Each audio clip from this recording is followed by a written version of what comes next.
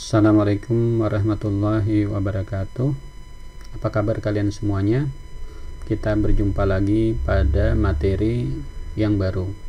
Masih permainan bola besar, tetapi adalah melalui permainan bola voli.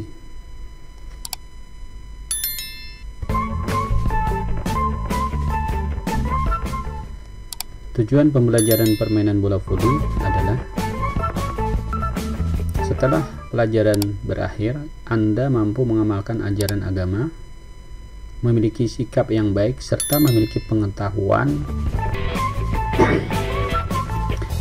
dan keterampilan tentang variasi dan kombinasi keterampilan passing bawah, passing atas, service, dan smash.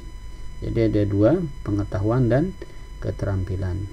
Nah, sikapnya tadi adalah mengamalkan ajaran agama.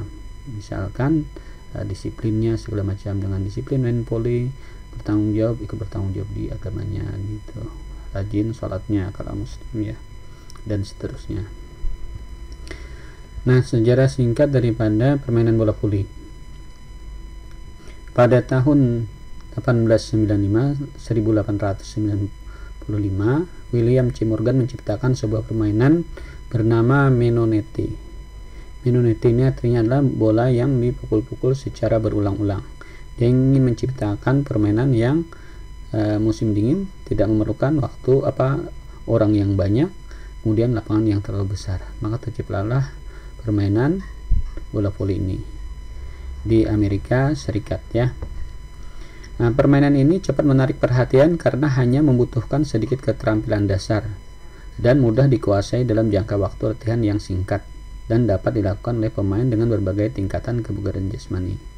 Artinya tidak memerlukan kebugaran fisik yang terlalu prima untuk bisa main.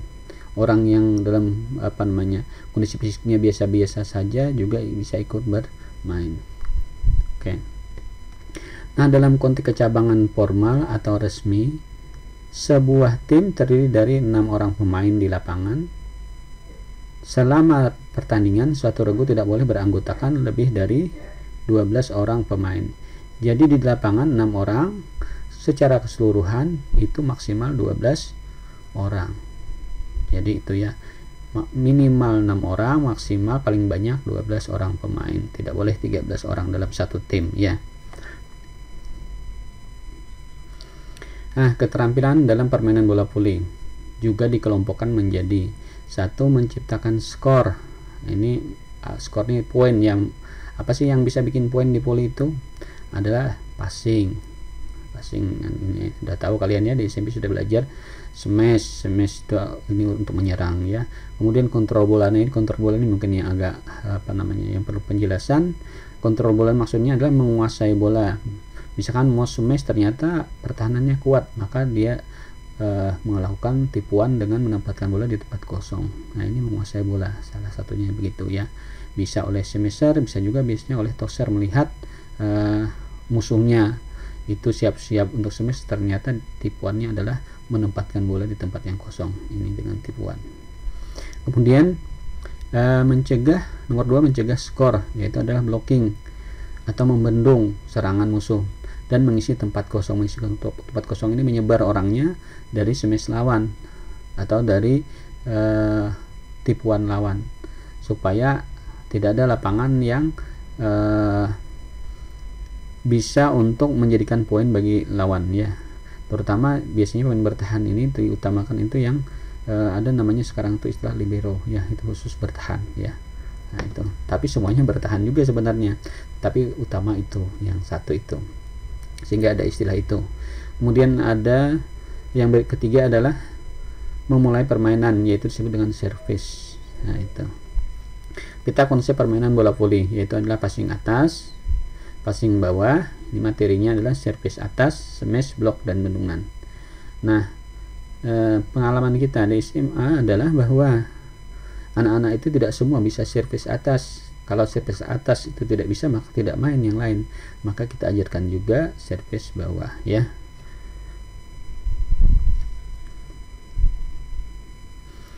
Nah, lapangan permainan bola voli.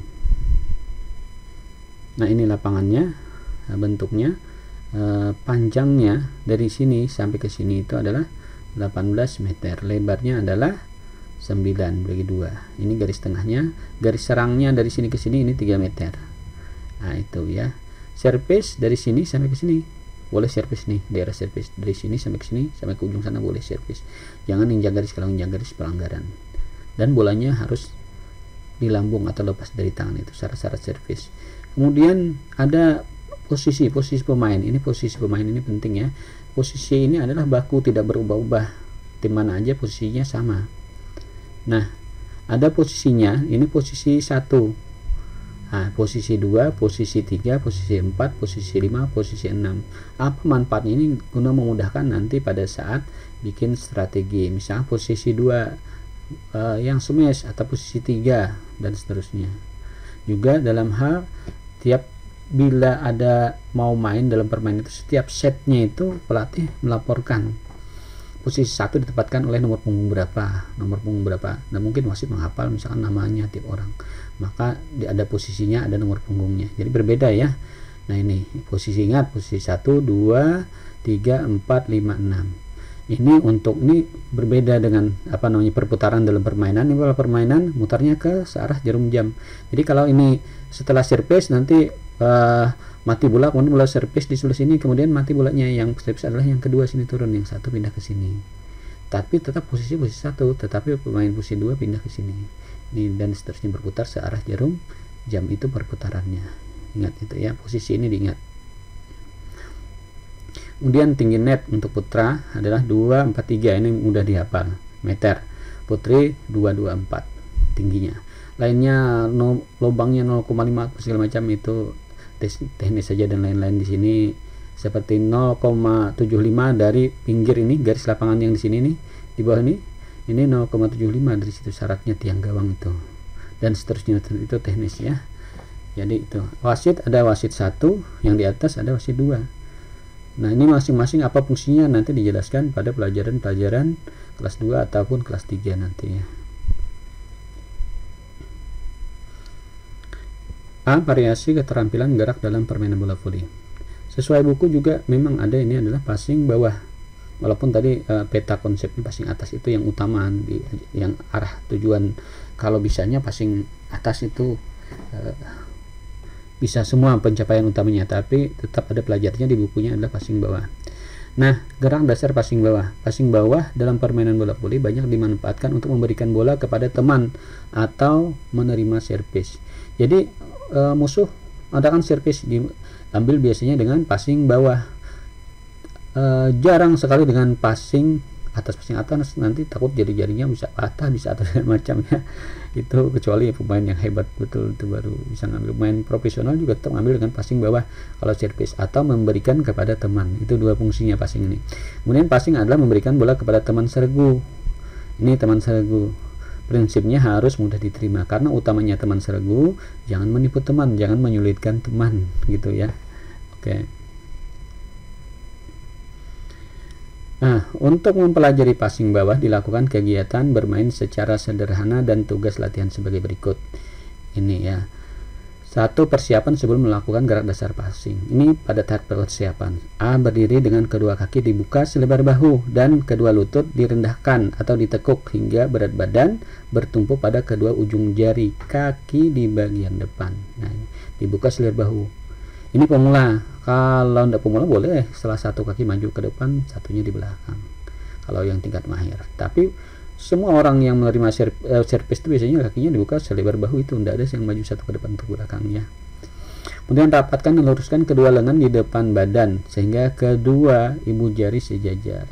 Nah, sehingga kedua ibu sejajar ini menggunakan yang pola, ada beberapa macam cara menggenggam, nanti ada juga di video ini ya. Ini pola yang pertama, kedua ibu jari sejajar, pandangan ke arah bola. Nah, ini ya. Ini persiapannya. Nah, gerak dasar passing bawah yang kedua, gerak dasarnya dorong kedua lengan ke arah datangnya bola. Jadi bola itu disongsong, kita datangi.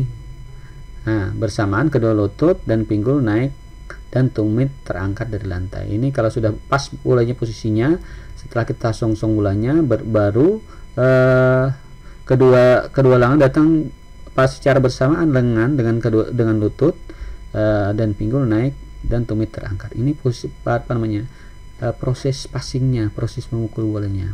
Usahakan datangnya bola tepat di tengah-tengah badan, usahakan di situ. Ini pemula harus kalau bisa bolanya di tengah. Tapi kalau sudah mahir, bola di samping yang dekat dengan badan boleh saja, tidak harus di tengah. Ini berbicara tentang awal ya, berbicara tentang pemula. Kemudian titik sentuh bola yang tepat adalah pada pergelangan tangan bagian bawah itu ya, terutama di bawah genggaman kedua tangan. Nanti mana itu tempatnya perkenaan bola yang tepat kita tunjukkan di bawahnya ya. Nah, akhir gerakan daripada passing bawah yaitu tumit terangkat dari lantai, pinggul dan lutut naik serta kedua lengan lurus. Kedua lengan lurus tadi sampai setinggi dada sebenarnya ini. Kemudian pandangan mengikuti arah bola. Ini kedua lengan yang tadi dimaksud lurus. Tangannya mana, karena perkenaan itu bolanya di bawah genggaman sini sampai sini, tidak di sini, di atas sini. Lengan juga, tapi lengan bagian atas, maksudnya lengan bagian bawah, terutama dekat dengan genggaman. Kalau karena genggamannya bisa saja, tapi kebanyakan bolanya bisa lari ke kanan ke kiri, tidak terarah. Ini ya, cara genggamnya. Nanti ada dua cara ini genggamnya. Prosesnya ini songsong bolanya, orangnya tangannya jangan, kebanyakan siswa tangannya ini digenggam duluan, jangan pada saat mengejar bola tidak boleh tangannya disatukan. Setelah posisinya pas baru tak disatukan, baru dipassing dari bawah. Ini passing bolanya, tepat bolanya ke atas. Ini agak miring sini, bukan persis begini. Kalau persis begini bolanya naik ke atas itu. Ini agak miring seperti ini pas kenanya, pada saat di sini kenanya ya. Nah, baru tindak lanjutnya sampai sejajar dengan bahu atau di depan dada. Follow throw-nya kah itu, follow setelahnya itu ya. Jadi ini dilakukan berulang-ulang, dilatih ini.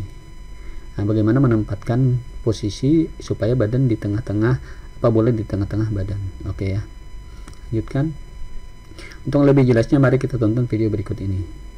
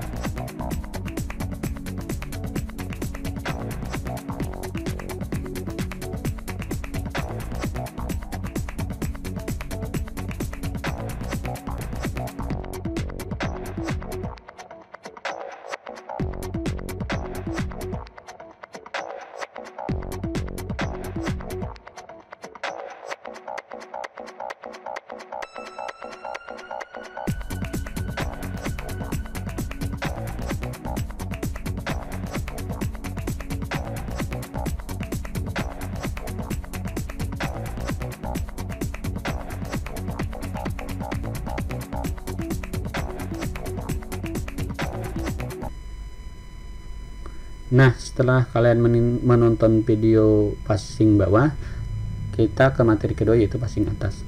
Gerak dasar passing atas. Passing atas banyak dimanfaatkan untuk memberikan umpan atau memberikan bola kepada teman.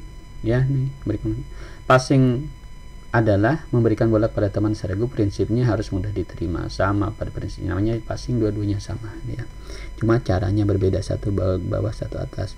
Untuk mempelajari cara passing, dilakukan kegiatan-kegiatan bermain secara sederhana dan tugas latihan sebagai berikut.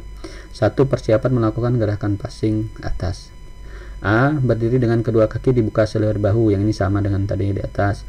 Kedua lutut direndahkan sama hingga berbadan bertumpu pada ujung kaki bagian depan, samanya ini ya, dengan passing bawah maksudnya, samanya itu persiapannya. Yang A nya.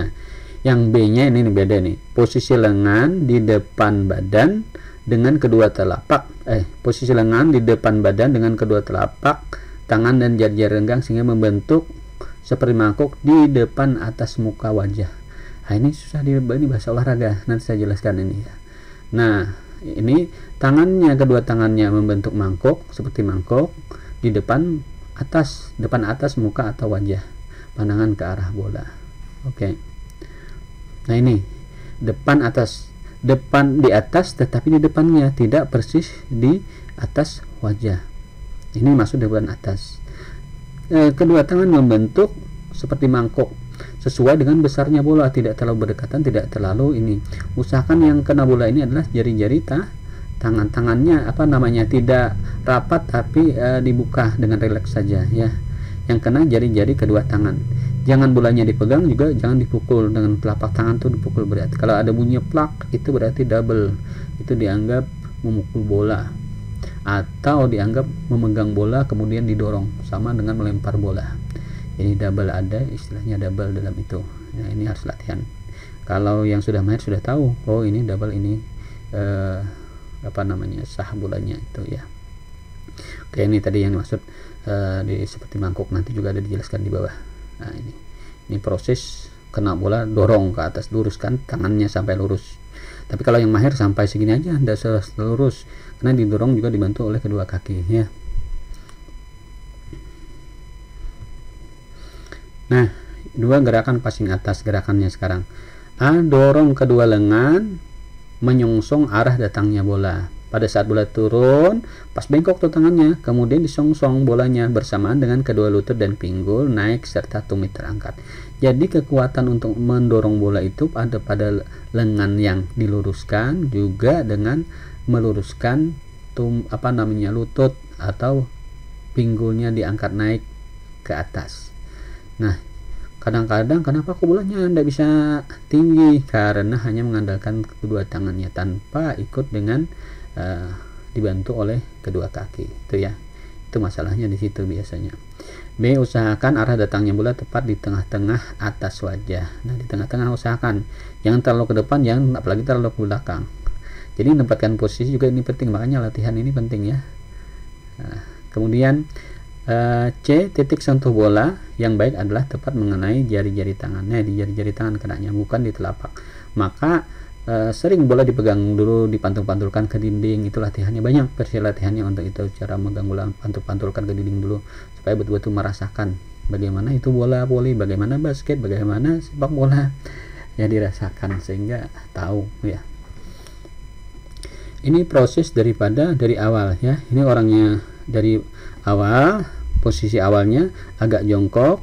Ini cari dulu posisi kira-kira tahu datangnya bola arahnya sudah dekat, nanti sehingga bolanya datang di sini. Setelah posisi baru agak disongsong, naik, kemudian turun sedikit, kemudian naik. Nah, pada saat kena bola inilah kakinya diluruskan, tangannya juga diluruskan. Ini dari bawah ke atas, maksudnya ini terakhir dari sini nanti lurus ke sini seperti ini. Tapi prosesnya dari ini, menjaga bola dulu, set. Ini bolanya kena tangan, kemudian dorong dengan kedua kaki dan meluruskan kedua tangan. Nah, jadi bola tidak sempat terhenti. Kalau terhenti beberapa saat double. Kalau kena telapak tangan bunyi, maka double juga, dianggap memukul bola, bukan tosar. Nah, itu ya. Tidak terlalu sulit sebenarnya. Nah, 3. Akhir gerakan passing atas, tumit terangkat dari lantai. Ini sama nomor A nya dengan yang passing bawah. pinggul dan lutut naik serta kedua lengan lurus. Pinggul dan lutut naik ini sama, tetapi yang di sini adalah kedua lengannya lurus ke atas tadi. Kalau volley itu adalah lurusnya hampir di depan dada atau di sejajar bahu pandangan ke arah bola. Nah, itu ya. Nah, kita lihat gambarnya. Nah, ini di depan atas gini, membentuk seperti mangkok nih. Nah, tepatnya di sini kalau dilihat dari kamera di bawah ini ya, kalau bentuk begini nih begini, pertemuan antara jari telunjuk dengan jari-jari ini, ibu jari hampir kena dan lebarnya sesuaikan dengan besar bola. Jari-jari tangan terbuka dan semua tangan menyentuh bola. Dulu ada yang cuma 1 2 3 aja, 3 dengan ini jari. Jadi 6 semuanya nyentuh bola. Nah, itu boleh aja, tapi itu sudah tidak berlaku lagi, hampir nggak ada lagi orang pakai itu. Semua sekarang menggunakan seluruh jari ya yang ada ini. Ini prosesnya, bola dari di bawah ini dapat bola di sini, disongsong bolanya dari tadi agak jongkok, datangi bolanya persis depan atas, kemudian didorong sampai lurus. Ini sampai juga kakinya bersamaan dengan mendorong ini bersamaan, kakinya luruskan ini, pinggulnya diangkat, pantatnya diangkat dengan meluruskan lutut. Ini ya. Oke. Mari kita tonton video berikut ini.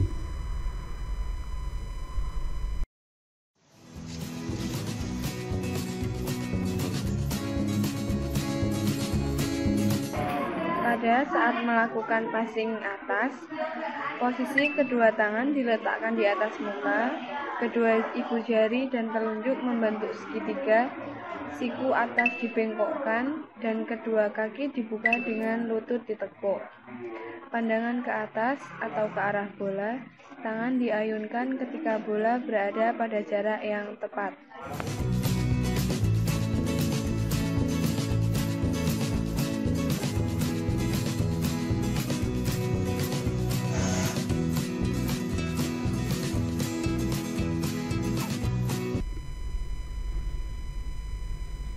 Nah, setelah kalian nonton video tadi, mudah-mudahan bisa dipahami. Kalau dia paham teorinya, mudah dalam hal prakteknya karena dia paham caranya. Tetapi kalau dia tidak paham teorinya, maka praktiknya sulit.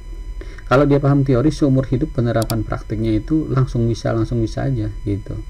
Tetapi kalau teorinya tidak paham, kembali mengulang dari awal itu sulit untuk praktiknya, lambat bisanya, walaupun bisa saja ya. Jadi itu manfaatnya daripada teori ini. Terima kasih dan wassalam. Mohon maaf atas segala kekurangan. Kita berjumpa lagi pada pertemuan kedua materi bola voli ya. Kita akhiri billahi taufiq wal hidayah. Wassalamualaikum warahmatullahi wabarakatuh.